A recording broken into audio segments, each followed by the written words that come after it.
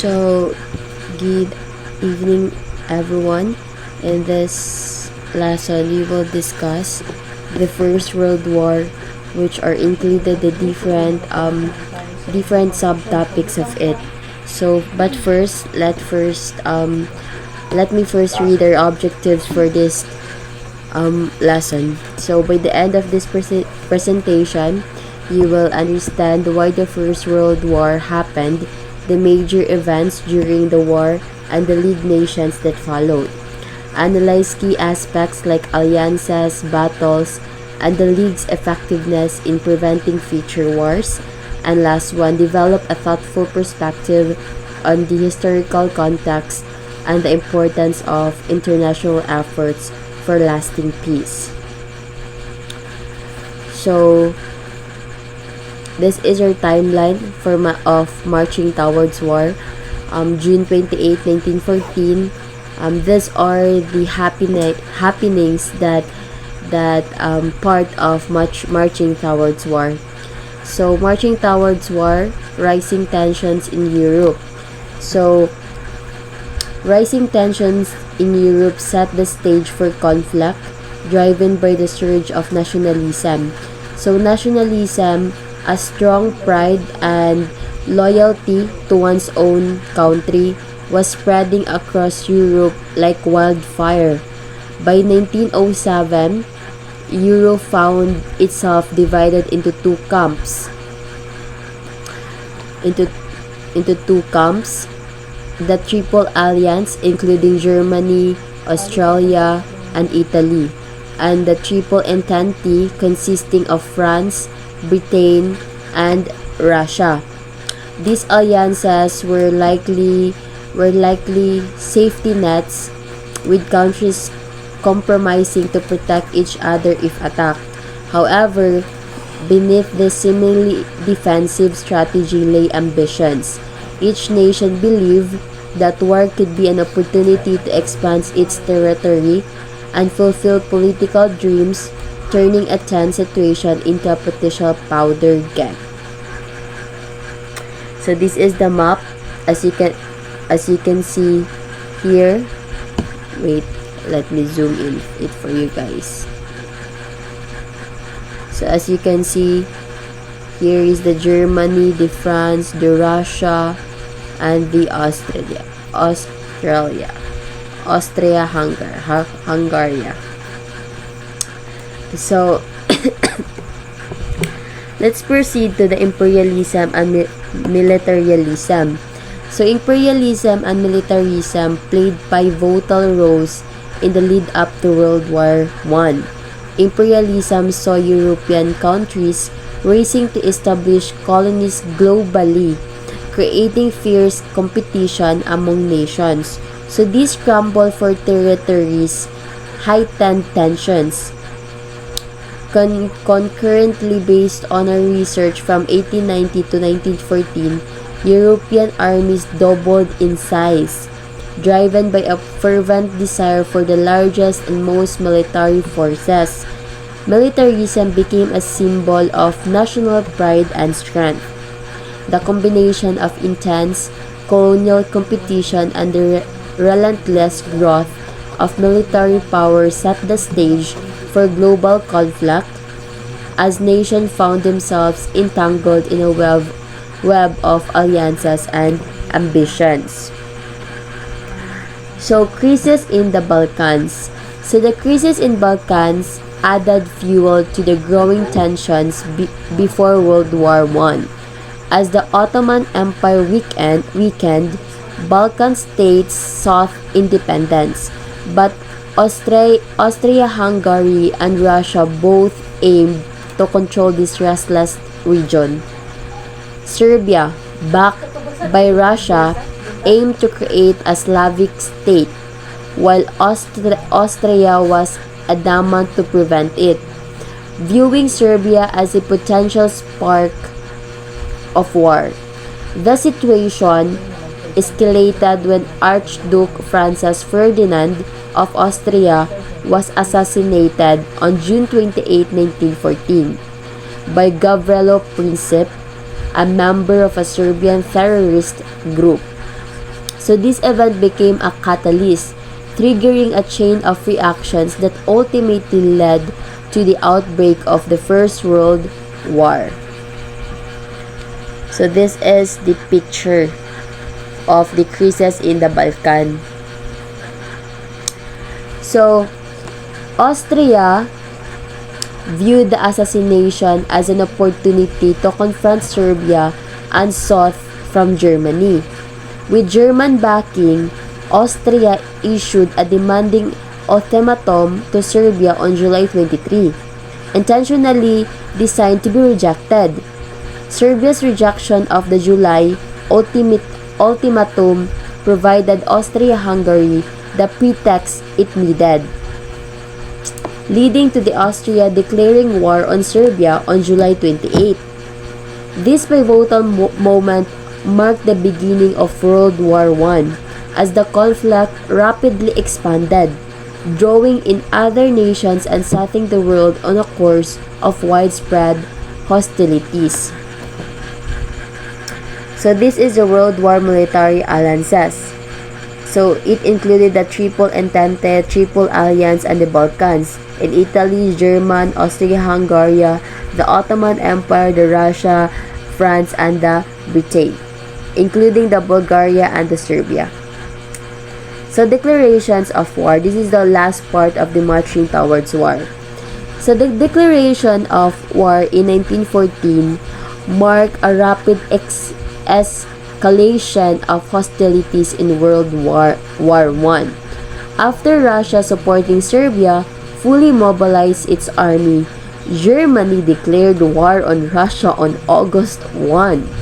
Subsequently, on August 2, Germany demanded passage through neutral Belgium to attack France. When Belgium refused, Germany declared war on Belgium on August 3 after they declared war on Russia on August 1. They also declared war on Belgium on August 3, followed by the declaration of war on France on the same day. So, duwa ilang gisakop.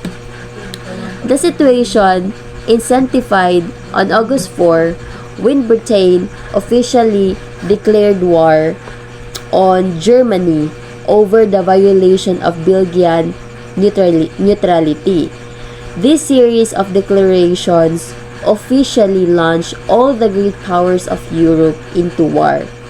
Initially met with enthusiasm, but soon to be recognized as the start of a prolonged and devastating conflict.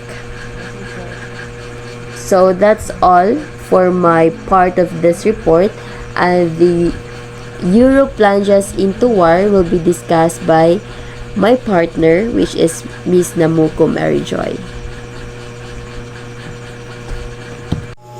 And now let's proceed to the timeline of Europe plunges into war. So in 1914 to 1918, the war rages on multiple fronts, characterized by trench warfare. And in 1917, the United States enters the war on the side of the Allies after several provocations by Germany, including unrestricted submarine warfare. And in 1917 also, the Russian Revolution breaks out, leading to Russia's exit from the war following the Treaty of Brest-Litovsk in 1918. And in 1918, Germany's last attempts to break the statement fail, and the Allies begin pushing them back. So now, the Europe plunges into war. Bloody stalemate. General Alfred von Schlieffen developed the Schlieffen Plan, which would prepare Germany for a two-front war against both France and Russia. Okay, so the Schlieffen Plan was a strategic military plan developed by General Alfred von Schlieffen of Germany before World War I. It aimed to avoid a two-front war by quickly defeating France in the west before turning attention to Russia in the east. The plan involved a massive right-wing movement through Belgium to encircle and capture Paris. However, the plan faced logistical challenges, unexpected resistance, and ultimately failed, leading to prolonged and bloody stalemate on the Western Front. And second is more troops would be sent to France because Russia lacked railroads to send supplies and troops to the front. So the rationale behind sending more troops to France as part of the Schlieffen Plan was based on the belief that Russia's lack of well-developed railroad would hinder its ability to rapidly mobilize and transport troops and supplies to the front lines. Germany expected that by swiftly defeating France, they could then shift their forces to the Eastern Front to confront Russia before it could fully mobilize. So the plan relied to the assumption that logistical challenges would slow down Russia's mobilization, giving Germany an advantage in the initial stages of the war. However, the plan underestimated the resilience of both French defenses and the logistical capabilities of the Russian military.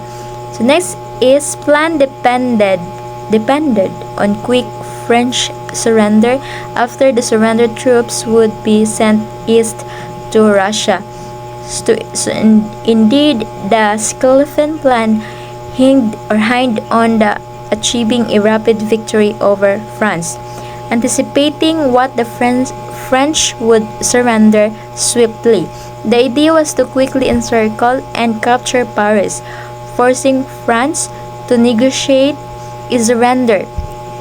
Once that Western Front was assumed secure, German forces could then be rapidly redeployed to the Eastern Front to confront Russia. Taking advantage of what was believed to be a slower mobilization and logistical challenges for the Russian military, the plan aimed to eliminate one front before fully engaging the other, attempting to avoid the logistical difficulties of fighting a prolonged two-front war. However, the plan faced unexpected resistance in Belgium and failed to achieve that intended swiftly victory in France, leading to a protracted conflict on both fronts. Next is September 1914. Schlieffen Plan was in ruins after the Battle of the Marne outside of Paris. So the Schlieffen plans suffered a significant setback in 1914. During the Battle of the Marne, German forces advancing through Belgium and northern France encountered strong resistance from the French and British armies. The Allies successfully counterattacked, halting the German advance outside of Paris. The unexpected turn of events disrupted the German plan to quickly capture Paris and forced them into the defensive position. So the Battle of the Marne marked as a critical moment in the World War I, as it prevented the realization of the Schlieffen Plan's primary objective, a rapid victory over France. Okay, so Allies defeated the Germans, and they knew quick victory in France was not possible, and Germany would have to fight a two-front war. So the Allies' success at the Battle of the Marne in September 1914 was a turning point that thwarted the German hope for a quick victory in France. With the German advance halted, both sides faced the reality that a swift resolution to the war on the Western Front was not achievable. So, next is Allies defeated the Germans, and they knew quick victory in France was not. Next is a stalemate soon developed, where neither side could win a convincing victory. Both sides dug into the trenches for the next 4 years. So the Western Front during the World War, I saw the development of a stalemate characterized by trench warfare. Neither the Allies nor the Central Powers could achieve decisive victory, leading to a prolonged and entrenched conflict that lasted for approximately 4 years. The introduction of modern weaponry such as machine guns, artillery, and barbed wire made it difficult for either side to make significant advances. Next is trench warfare. So, armies on both sides dug miles of trenches and attacked each other across no man's land, or the area between the opposing side trenches, for minimal military gain. The extensive trench system on both sides of the Western Front during the World War I created a situation where armies faced in each other across no man's land, a strip of territory between the opposing trenches. These areas was characterized by a barbed wire, shell craters, and other obstacles, making it difficult to traverse. So next is life in the trenches was full of mud, poor food, sickness, and misery. So life in the trenches during World War I was marked by harsh and challenging conditions. The trenches were open, filled with mud, which combined with the exposure to the elements created a filthy and damp environment. Soldiers endured cramped and uncomfortable living quarters with little protection from the cold and wet conditions. Food supplies were limited and often of poor quality. Soldiers faced the constant threat of illness due to the unsanitary conditions and the proximity of large numbers of people in the confined spaces. Trenches were breeding grounds to diseases like trench foot, dysentery, and respiratory infection, adding to the misery of daily life. Next is Europe plunges into war. So trench warfare. Trenches stretch 500 miles from the North Sea to the Swiss border. So the trench system during the World War I extended approximately 500 miles from the North Sea to the Swiss border, forming what is commonly known as the Western Front. This vast network of trenches represented a continuous line of fortified positions that spanned across Belgium and France. The construction of these trenches was a response to the deadlock and trench warfare that emerged after the failure of the Schlieffen Plan and the Battle of the Marne. So next is new weapons or tank, machine guns, poison gas, submarines, airplanes killed greater numbers of soldiers, but it did not bring a swift end to warfare. So the introduction of new and more advanced weapons during World War I, such as tanks, machine guns, poison gas, submarines, and airplanes, indeed resulted in a higher number of casualties. However, despite the increased lethality of these technologies, they did not bring about a swift end to the warfare. Next is 1916. Slaughter reached its peak. So in the year 1916, witnessed a peak in the slaughter and brutality of World War I, particularly on the Western Front. One of the most infamous battles during this time was the Battle of the Somme, fought between July and November 1916.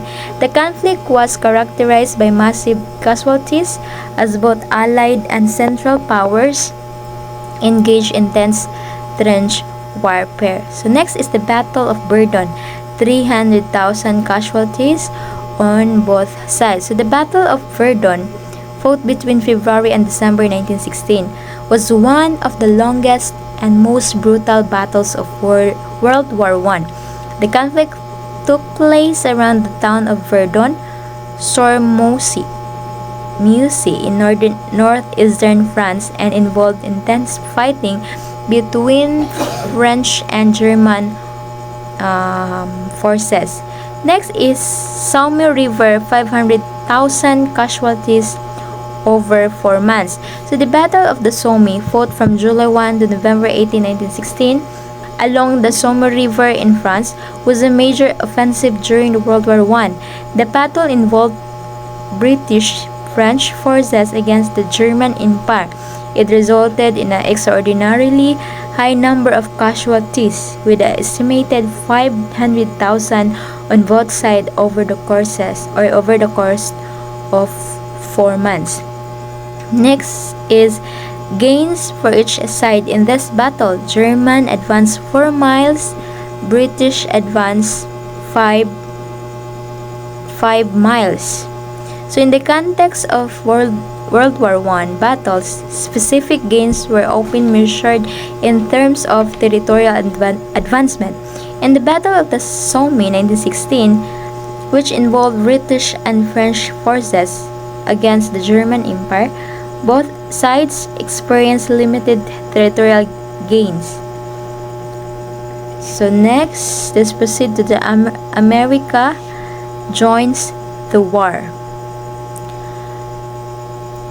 So in 1915, Germans used new technology, the submarine, to control the seas.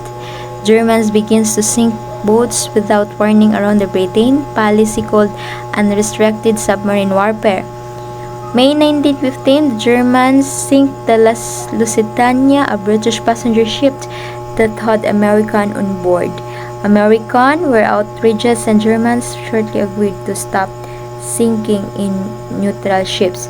So in 1915, during the World War I, Germany employed a new naval strategy known as unrestricted submarine warfare. Civilian vessels without warning in the waters around Britain. The most notable incident occurred in 1915 when a German U-boat torpedoed the British passenger ship Lusitania, resulting in the loss of nearly 1,200 lives, including 128 Americans. So in May 1915, the Germans sank the Lusitania, a British passenger ship that had American on board.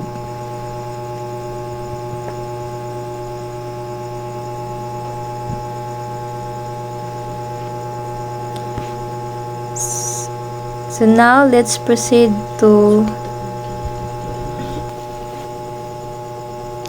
the sinking of the Lusitania outraged the American public and heightened anti-German sentiments. But Germany initially agreed to curb its unrestricted submarine warfare to avoid further antagonizing the United States. Submarine attacks on the merchant and passenger ships resumed later in the war.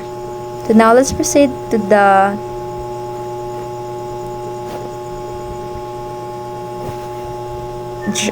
next slide. Is the Germany did not keep their word about submarine warfare and returned to this tactic in 1917. They knew that it could lead us to US entering war on the side of the Allies.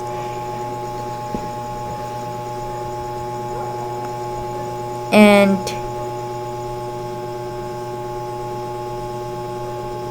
Germany hoped that the naval blockade of the Great Britain would starve the Allies into the defeat before the US entered the war. In February 1917, the US intercepted the Zimmermann note. The promises German help to Mexico regions lost territory to the US of Mexico helps Germany. So this was the last straw, and the Americans entered the war on the side of the Allies. In April 2, 1917, US declares war on Germany. So Germany's decision to resume unrestricted submarine warfare in 1917, despite earlier assurance to the contrary, played a pivotal role in drawing the United States into the World War on the side of allies. So Germany believed that by implementing a naval blockade around Great Britain, they could starve the allies into submission before the United States could fully mobilize and enter the war. And the revelation of the secret communication infuriated the American public and government in underscored German aggression and posed a direct threat American interest. So let's proceed to the next is the American troops. Next slide is the entry of the American troops into the World War I in March 1917 marked a significant turning point for the Allies as Russia withdrew from the war around the same time due to the internal turmoil and turmoil and resource shortages. Germany was able to redirect its forces to focus on the Western Front. By May 1918, German forces had advanced to the Marne River, posing a serious threat. Let's proceed to the third one, which is the League of Nations. So, what is League of Nations? Let me first define to you what is League of Nations. So, the League of Nations was an organization used to help encourage international peace amongst the countries in the world. So this is an organization that help or encourage countries to countries to the world to promote peace to all countries in the world. So the members believe that the league could replace the need for battle with open discussion. Public opinion would always be listened to, and weak countries would have a voice as well as the strong. So the members of this organization believe that league could replace the need for battle with open discussion. So instead of declaring a war, why not those battle can be an open discussion to all the members of different countries. They can express themselves, or they can express their opinions among the discussion. They can express publicly their opinion, and everyone will be listened to it. And also those weak countries, they believe that they have also a voice, that they have also a strong heart, or strong self to voice out what they really felt in their country. So it consisted of 28 allied states and 14 neutral states. So those are the states that are involved in this organization. So this is the picture of the headquarters of the League of Nations. So this is located to the Geneva, Switzerland. Their headquarters is located to Geneva, Switzerland. So what is the first act of business of League of Nations, or what is the first act business of this organization? So the League of Nations thought that if all the countries were to reduce the amount of weapon they had, the chance of war breaking out would be eliminated. So it was working, and Germany was almost completely disarmed, but the World Disarmament Act just kept getting postponed and eventually was never followed through completely. So the League of Nations thought that if those countries will reduce the amount of weapons, because before the First World War, they believe that if they will declare war, their territory will expand. So mas mudagan pag yun ang ilahang mga weapons that can they also use to another war nga pwede silang masakop sa different country. But here in the League of Nations, they they thought nga if kato nga mga countries mag-reduce sila og amount sa weapon nga naa nila, naay chance nga naay breakthrough sa mga war nga mahitabo. So it worked to the Germany, and it also completely disarmed. But of course, the world disarmament act just keeping things postponed and eventually was never followed through completely. So kani nga kuan nila, kani nga idea wala siya na followed gyud. It is because naay disarmament nga nahitabo nga siging ka-postpone ni nga plano. Pero it is a good idea no nga naagwi ani silang thought pud ba sa First World War nga makaprevent siya sa kanang pagpanakop gyud, because sa mga kuan magud sa una sa mga country sa before is mo gani ilang gistand gyud nga if they will declared war para nila para magud nila if they will declared war mas ma-expand pa gud ilang territory. Pero nakay nabasahan nga article nga war should not be declared. War should not be declared, but it should be fought. Diba nga, ang war is dili siyang gina-declared yun. Imugo siyang gilaban yun. What country you are standing right now, if there's a war, you will fought for it. You will fight for it. At siguro mao po ni ang way pod sa League Nations nga ganahan sila peace mo gud ilahang gina-provide gid pod. So let us know who are the members of the League of Nations and one point of another. So I will zoom in it. So these are the countries that are members of the League of Nations, or these are the countries that are part of this organization. The first one is the Argentina, Australia, Belgium, Bolivia, Brazil, Canada, Chile, China, Colombia, Cuba, Czechoslovakia, Denmark, El Salvador, France, Greece, Guatemala, Haiti, Honduras, India, Italy, Japan, Liberia, Netherlands, New Zealand, Nicaragua, Norway, Panama, Paraguay, Persia, Peru, Poland, Portugal. Most of the countries that are here are part of Europe, 'di ba? Like Poland, Denmark, Norway, this is part of Europe. Romania, Shams, Germany, Spain, Sweden, Switzerland, South Africa, United Kingdom, UK is also part of Europe. Uruguay, Venezuela, Yugoslavia, Albania, Austria. Austria is also member of this league of this organization. Costa Kingdom, Uruguay, Venezuela, Rica, Finland. Finland is also part of Europe.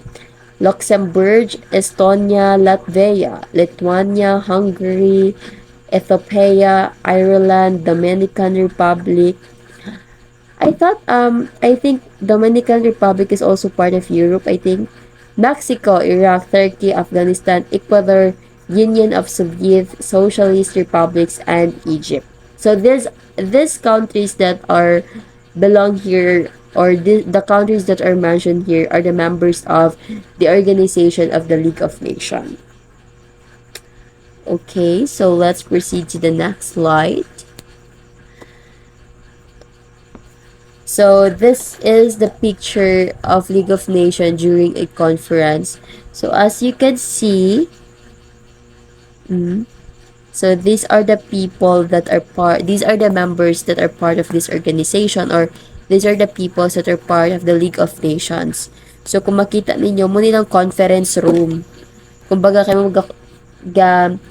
this picture took when they had a conference. So for sure this is their conference room gyud. So siguro ang naara diri is mga representatives sa every country, kay dagan makay itong country nga member sa League of Nations. Charo Bindagana. So the success and failures of the League of Nations will be discussed by my partner, which is Miss Mary Joy Nabuco. That's all for my discussion. So the League of Nations, established after World War I, had both successes and failures during its existence from 1920 to 1946. So the League of Nations, so the Island Islands dispute resolved with the assistance of the League of Nations in 1921 was a successful diplomatic effort. The islands located between the Finland and Sweden were subject to a territorial disagreement. The League, in its role as a mediator, decided that the island islands should remain under Finnish sovereignty, acknowledging historical and linguistic ties. And the Upper Silesia dispute, which unfolded after the World War I, involved a territorial disagreement between Germany and Poland regarding the region of Silesia.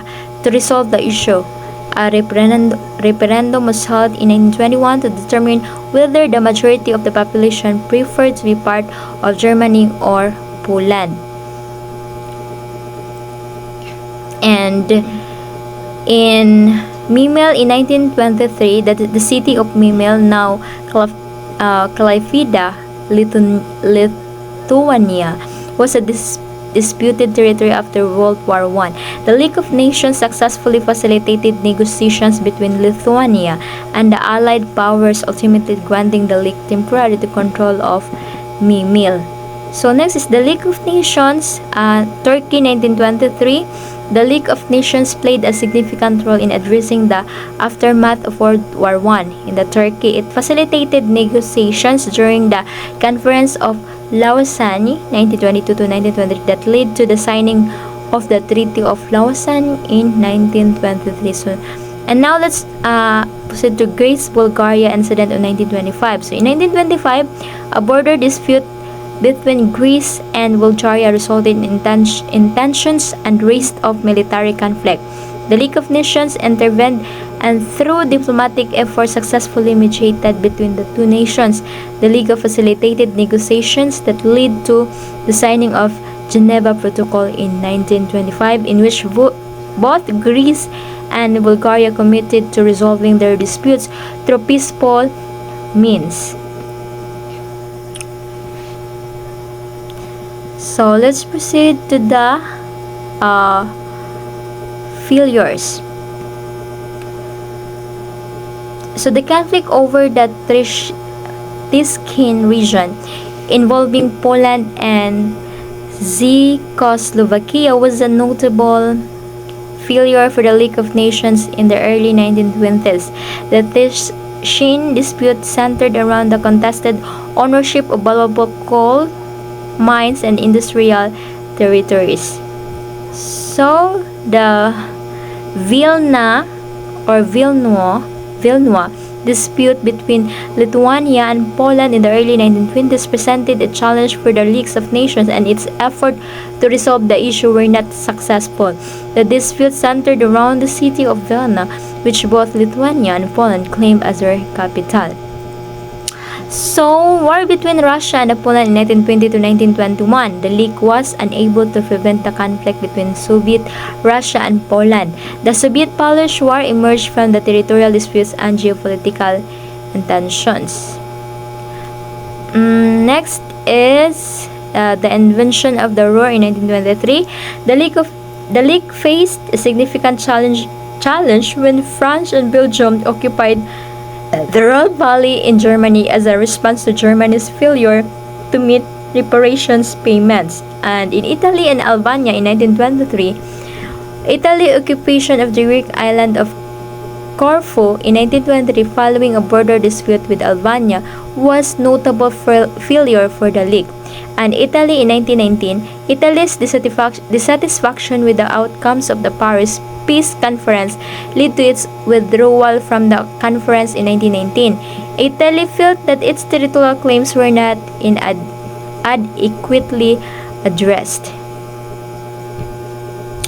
So the League of Nations faced significant challenges and shortcomings during its existence, contributing to its ultimate failure in preventing another global conflict.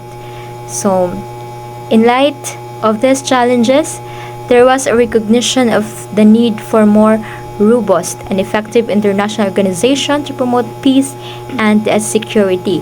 Consequently, the United Nations was established in 1945. The UN incorporated lessons learned from the League's failures, such as the inclusions of major powers as permanent members of the Security Council, the provision for the collective security through the use of force if necessary, and a commitment to address the economic and social issues alongside political ones. So the United Nations, with this broader and more comprehensive framework, aimed to overcome the limitation that led to the League of Nations' demise and continues to play a central role in addressing global challenges, promoting peace, and fostering international cooperation. So that's all my report about the plunges into war and the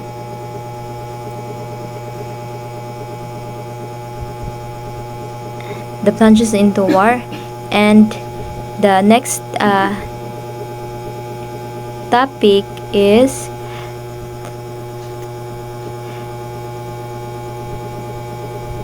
the League of Nations. So God bless everyone and thank you.